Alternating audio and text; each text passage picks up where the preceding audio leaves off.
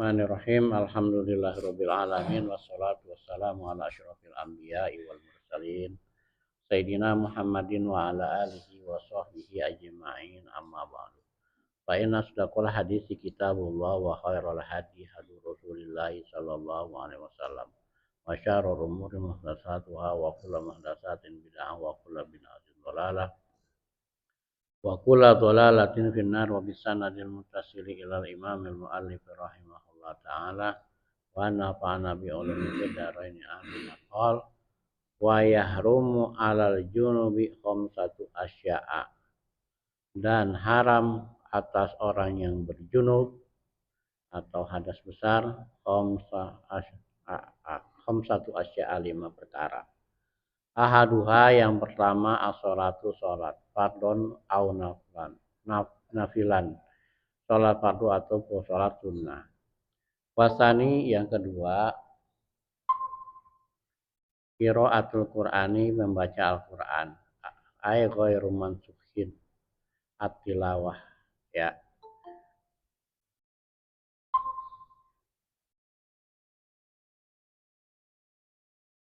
Karena au harfan sirron au jahron, membaca Al-Qur'an yang tidak yang dimaksudkan di sini adalah dalam pengertian tilawah, ya, tilawah ayat itu sehuruf atau ayatan karena au harfan, ayat atau huruf, siron au jahron, secara sir ataupun secara nyata, ya, pelan sir itu pelan-pelan, bukan pelan-pelan, tidak terdengar atau kedengaran. Wa kharaja bil Qur'ani at-Tauratu wal Injil, dan keluar dari kata Al-Qur'an ini adalah Taurat dan Injil. Amma azkarul Qur'ani fatuhallu la biqasdi Qur'anin. Adapun zikir-zikir Qur'an maka dibolehkan bukan dengan maksud membaca Al-Qur'an. Wasalisu, dan yang ketiga, masful mushafi wa hamluhu mim babri aula, menyentuh mushaf dan membawanya itu termasuk yang dalam pengertian yang lebih utama, artinya megang nggak boleh apalagi membawanya. Warabi'u, yang keempat, atau tawaf fardhon au nafilan, tawaf fardu maupun tawaf sunnah. Wal khamisu, dan yang kelima, al-lubsu fil masjidi, berdiam di masjid, li junubin muslimin, bagi orang muslim yang junub, ila li daruratin, kecuali karena darurat. Kaman ihtalama fil masjidi, sebagaimana orang yang bermimpi fil masjidi, di masjid, wa ta'azzara alaihi urujuhu, dan dia terhalangi beruzur untuk keluarganya, minhu, darinya, li khaufin, karena takut, ala nafsihi, terhadap dirinya, au malihi, atau hartanya. Amma uburul masjidi maron bihi, adapun orang yang lewat di masjid, ya, min ghairi muksin, tanpa dia menetap, diam, pala yahrumu, maka tidak haram, bal wala yukrahu, bahkan tidak dimakruhkan, fil asohi, dalam menurut pendapat yang lebih sahih. Watarudul junub fil masjid, watarudul junubi fil masjid, maka bolak-balik di masjid, bimanzilatil lubsi fil masjid, bimanzilatil lubsi, di masjid dalam posisi berdiam. Wa kharaja bil masjid, dan keluar dari istilah masjid itu al-madarisu wa waribatu, keluar dari kata masjid itu adalah madrasah dan asrama. Tsumma taradal musannifu aidan min ahka. Cukup sampai sini, ya, Pak. Oke, sampai sini dulu, ya, nanti kita lanjutkan, ya, kalau masih cukup waktu kita baca lagi. Bapak Ibu sekalian, kita lanjutkan kajian kita kitab Fathul Qorib pada masalah hal-hal yang diharamkan bagi orang yang junub, orang yang hadas besar. Hadas besar itu karena habis berhubungan atau karena mimpi ya. Di sini disebutkan bahwa orang yang junub itu tidak boleh sholat, baik sholat fardu maupun sholat sunnah. Yang kedua adalah membaca Al-Quran. Al-Quran dalam pengertian tilawatil Quran. Ini tadarus ya. Itu baik haramnya itu sehuruf atau satu tadarusan gitu. Baik itu dibacanya nggak bersuara maupun dengan bersuara. Nah, keluar dari kata Al-Quran ini adalah At-Taurah dan Injil ya. Soalnya Taurat dan Injil yang wahyunya juga kita udah nggak tahu ya ada di mana. Adapun membaca Bible nggak pakai wudhu lagi junub ya boleh aja Bible gitu kan, karena Bible itu bukan Injil ya. Kemudian ini zikir ya. Nah, zikir yang ada Al-Qur'an ya, ada ayat-ayat Al-Qur'annya itu boleh gitu. Itu boleh karena dia bukan dimaksudkan membaca Al-Qur'an ya. Bukan lagi tadarus Al-Qur'an gitu kan. Kayak misalnya gitu. Kalau kita lagi yasinan itu kan ada bacaan yasinnya dan ada zikirnya. Yang tilawahnya itu adalah yasinnya. Adapun mulai qul huwallahu ahad dan sebagainya itu kan adalah zikir yang mencertai bacaan Al-Qur'an. Maka zikirnya itu walaupun itu ada qul huwallahu ahad dan seterusnya, ada ayat kursi, itu boleh dibaca karena niatnya adalah bukan tilawatil Quran tapi zikir gitu ya. Kemudian yang ketiga itu adalah menyentuh Al-Quran atau membawanya. Kemudian yang selanjutnya adalah tawaf. Tawaf fardu maupun tawaf sunnah. Yang kelima adalah berdiam di masjid ya. Diam di masjid gitu, duduk di masjid. Di dalam masjid, bukan di teras. Kalau teras ini kan misalnya musola nih. Nah, di luar itu nggak apa-apa. Yang nggak boleh di sini masuk ke pintu ini itu nggak boleh. Adapun kalau misalnya dia tibang lewat doang, cuma lewat doang, misalnya saya gitu ya, misalnya saya habis mimpi atau habis ngapain lah gitu, misalnya itu kan pintu saya, gitu kan, di situ ada tukang paketnya tuh udah kita bilang masuk ke dari sono, dari sini juga paket gitu. Saya paranin, saya kan cuma lewat doang, maka lewat doang itu nggak apa-apa. Nah, kalau umpamanya saya habis ngapa-ngapain terus saya begini gitu kan, ya taklim itu nggak boleh. Karena apa? Duduknya kan sampai setengah jam, sampai 1 jam itu nggak boleh. Kalaupun cuma lewat gitu, atau lewatnya berkali-kali sekedar lewat itu nggak apa-apa. Itu lanjutin aja ya. Tumatorodal musonib aidon min ahkamil hadasil akbari. Kemudian sampailah musonib itu juga kepada pembahasan hukum-hukum hadas besar. Ila ahkamil hadasil asghari, kepada hukum hadas kecil. Faqala, maka berkata musonib, wa yahrumu alal muhdisi, dan haram kepada orang yang berhadas, hadasan asghar, hadas kecil, salah satu asya tiga perkara. As-sholatu sholat, wa tawafu dan tawaf, wa masul mushafi dan menyentuh Quran, wa hamluhu dan membawanya. Wa kadzalika khariton wa sunduk fihima mushafun. Demikian juga kharitah wa sunduk ya, buntelan atau kotak yang di dalam keduanya itu ada mushaf. Fayahillu hamluhu bi amtiatin. Nah, kalau dan halal membawanya kalau dia itu beserta barang-barang yang lainnya. Wa fi tafsiri aksar, dan dalam yang ada mushaf itu ada tafsirnya. Aksar minal Qur'ani dari fi tafsir aksari minal Qur'ani, ada tafsir Al-Qur'an.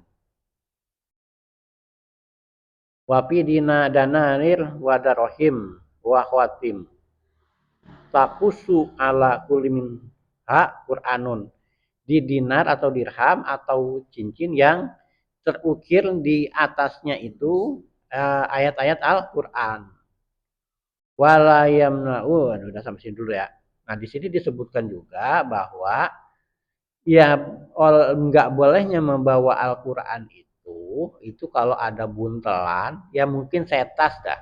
Buntelan atau kotak yang ada Al-Qur'an. Ya, artinya gini, dalam mazhab Syafi'i menyentuh dan membawa Al-Qur'an langsung itu kan kagak boleh. Itu Bang Adam ya. Nggak boleh Bang Adam. Demikian juga kalau umpamanya Al-Qur'an itu kita taruh di tas atau taruh di kotak. Taruh di kotak ya. Kan pikiran kita ya nggak boleh kan mungkin menyentuhnya. Nah, ditaruh tas pun, ditaruh tas pun atau ditaruh kotak terus kita bawa kotak atau itunya tasnya itu nggak boleh juga. Itu dalam mazhab Syafi'i. Kadang-kadang kan kita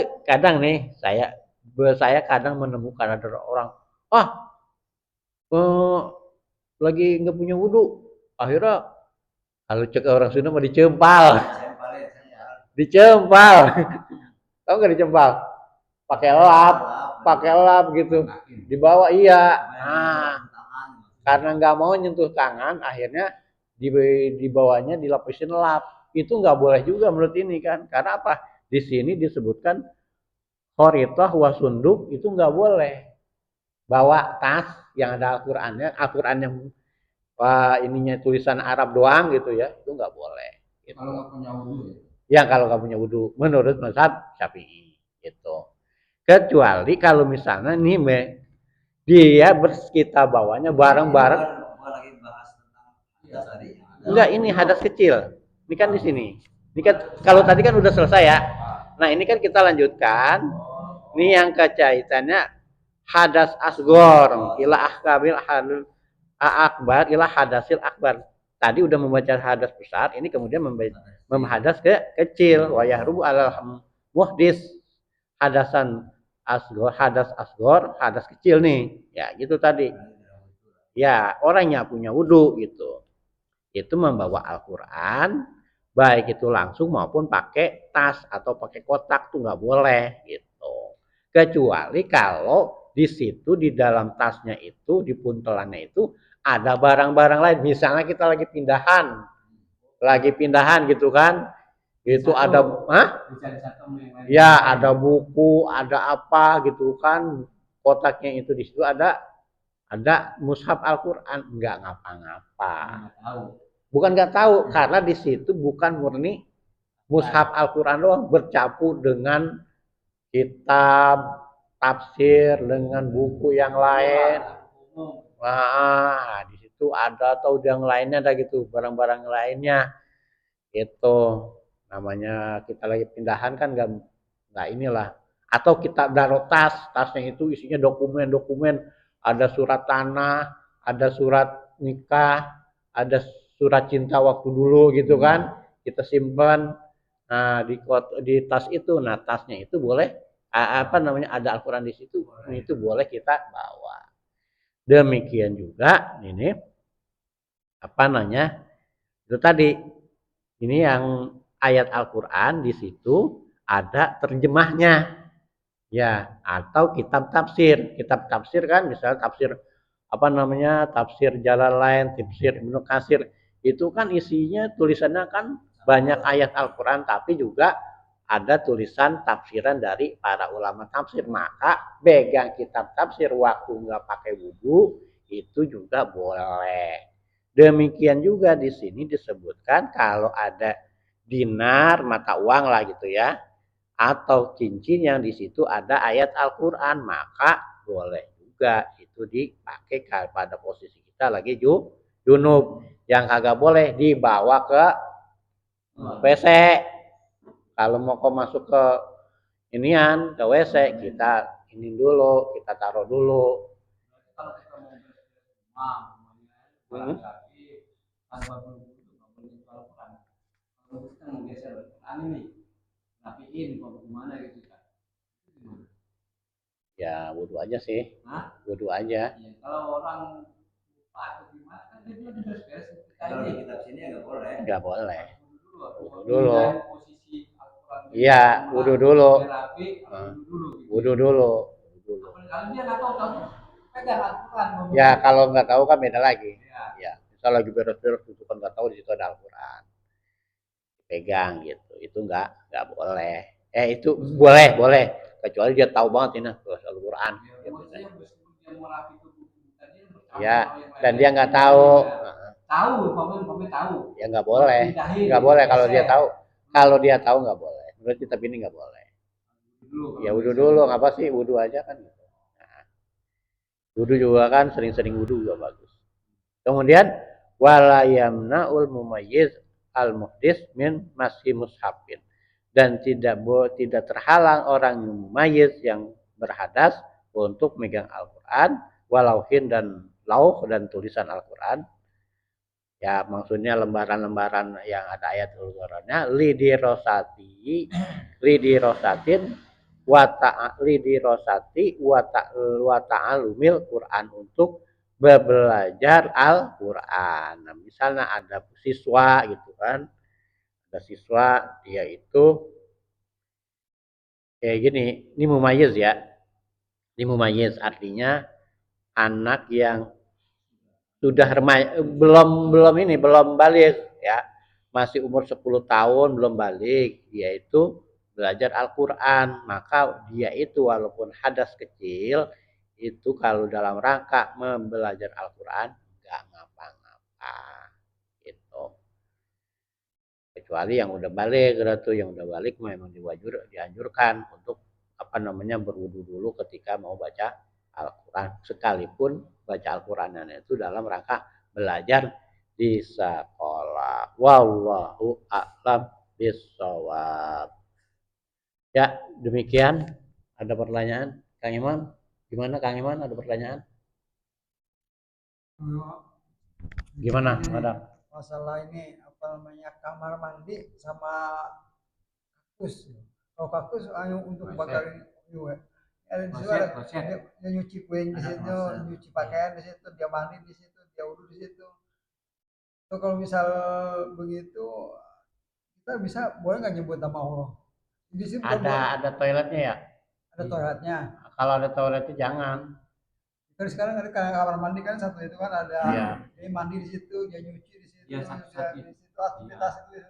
Ya orang kontrak lah istilahnya gitu ya. Gitu. Ya ada kamar mandi ukuran 1 kali 1 kontrak. Nah, nggak khusus untuk buang air, jadi lubangnya itu sama. Iya, kayak kamar mandi sekarang kan di situ, bak mandi di situ, toiletnya. Toiletnya di situ, nyuci pakaian. Iya. Jangan. Kalaupun misalnya terpaksa wudhu di situ, terpaksa wudhu di situ, ya udah baca Bismillahnya dalam hati aja. Itu yang nggak boleh. Kalau di situ ada ini kan tempat kita nongkrong, gitu kan, baca ini ketika wudhu baca Bismillahirrahmanirrahim, nggak boleh. Jamban kan khusus buang air ya, khususnya kalau untuk apa enggak, khusus buang air. Nah, itu yang nggak boleh baca ini. Enggak, Bang Adam, sekalipun itu misalnya ada posisinya juga kamar mandi, selagi di situ ada tempat kita kloset, ya, tempat kita nongkrong atau kloset, nggak boleh kita membaca Bismillah di situ, ya. Jadi ya kalaupun terpaksa kita wudhu di situ, ya baca Bismillahnya dalam hati aja, gitu, nggak boleh. Iya. Iya yang nggak boleh dijaharkan, kalau dilafazkan ya, pelan-pelan udah Bismillahirrahmanirrahim, gitu kan, Bismillahirrahmanirrahim, nggak boleh. Jadi nggak boleh. Ya makanya sebaiknya gitu kita wudhu itu kalau bisa di tempat yang tidak ada klosetnya. Mau mandi mah aja di situ.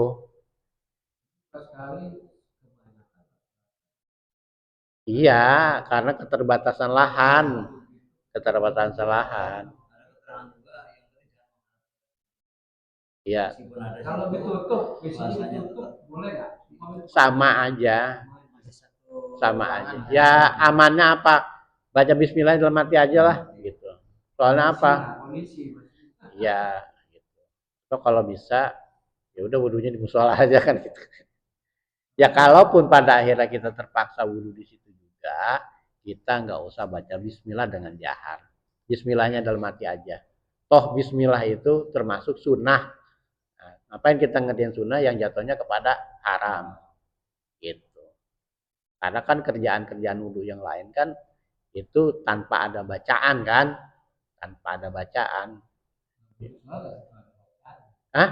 Kalau wudhu sholat tetap ada bacaan. Enggak, yang kita bacaannya itu cuma baca Bismillah doang kan.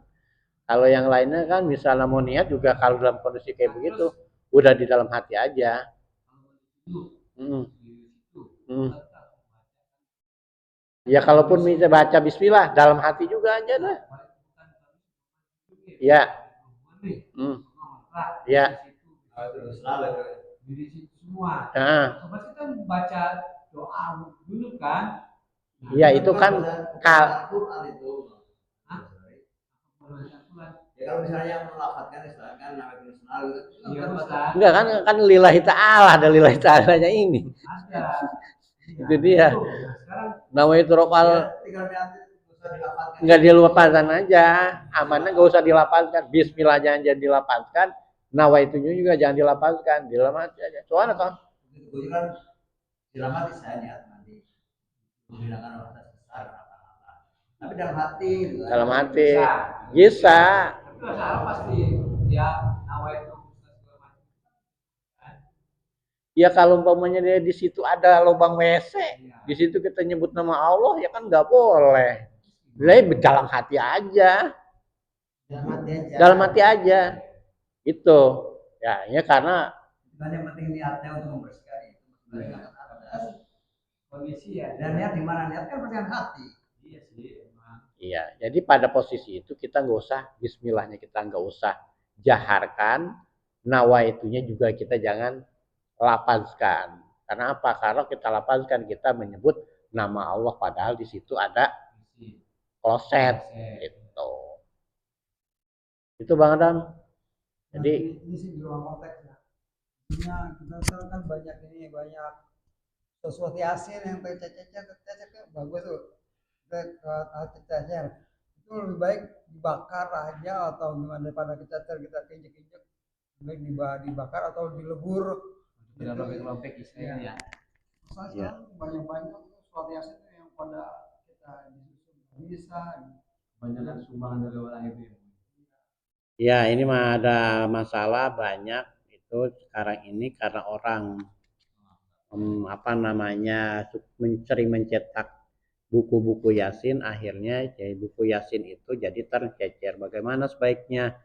Apakah dikumpulkan atau dibakar atau dikumpulkan aja deh, dikumpulkan dan kita bikin pengumuman, nggak usah bikin nyetak buku Yasin lagi, gitu kan? Karena apa? Ngerepotin tukang ini ya, pengurus musola. Soalnya apa? Dia mau kumpulin kebanyakan, dia mau buang masa dia buang, dia bakar atau dosa. Dia bakar juga nggak enak pula kelihatannya. Lebih baik ya kalau masih ketampung kita tampung aja. Makanya ini kan musola ini khusus dah tuh berjejer buku Yasin. Dikumpulin aja Bang Adam. Nggak usah dibuang. Orang tuh jual sayur tuh bungkusannya pakai ayat Quran ya kalau posisinya kayak begitu kita menemukan ayat Al-Quran dibungkus dipakai bungkus sayuran ya kita kumpulkan mendingan dibakar aja dah lebih aman. Soalnya kalau kita buang lagi ya samanya sama tukang sayur gitu kan kita kumpul enggak masalahnya begini Boyom yang udah jadi bungkusan inian bungkusan sayur ya artinya begini kalau memang memungkinkan kita kumpulkan kalau memang udah terlalu banyak gitu ya udah terlalu banyak tempatnya udah nggak ada, ya udah kita bakar aja daripada kita buang. Dibakar pun boleh dalam rangka menyelamatkan gitu. Karena gini, ya, ya, dibuang itu malah nanti keinjak-injak. Ya. Beda dengan membakarnya orang. Ya, kalau orang non Islam membakar mushaf Al-Quran itu dalam rangka penghinaan. Tapi kalau kita menemukan sampah-sampah yang ada bececeran, ada tulisan Al-Quran, kita membakarnya itu bukan dalam rangka menghina, tapi menghindari sesuatu yang lebih jelek lagi. Gitu. Ini masalahnya apa namanya? Masuknya mengambil darurat yang lebih kecil gitu. Darurat membuang itu lebih darurat ketimbang membakarnya gitu. Jadi lebih baik dibakar aja.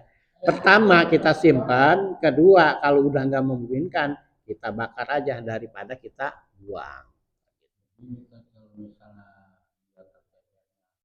banyak yang hilang, maka sobek gitu ya, tinggal separuh gitu ya dibakar nggak apa-apa. Tapi kalau emang dia selembar buku, misalnya Fatihah ya, buku, nah itu lebih baik kita ambil, kita taruh di atas. Iya. Ya jangan dibakar gitu. Kalau misalnya di bawah injek-injek orang. Betul, ya kan begini.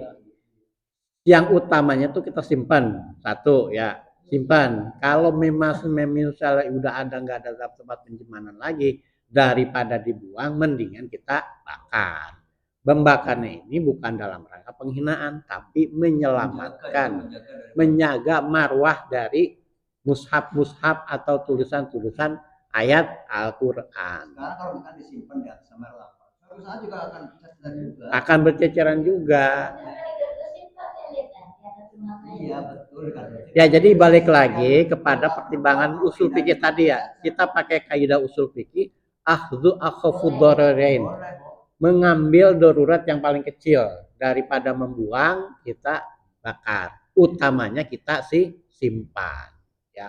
Wallahu alam bisawab. Subhanakallahumma wa bihamdika asyhadu an la ilaha illa anta astaghfiruka wa atubu ilaik.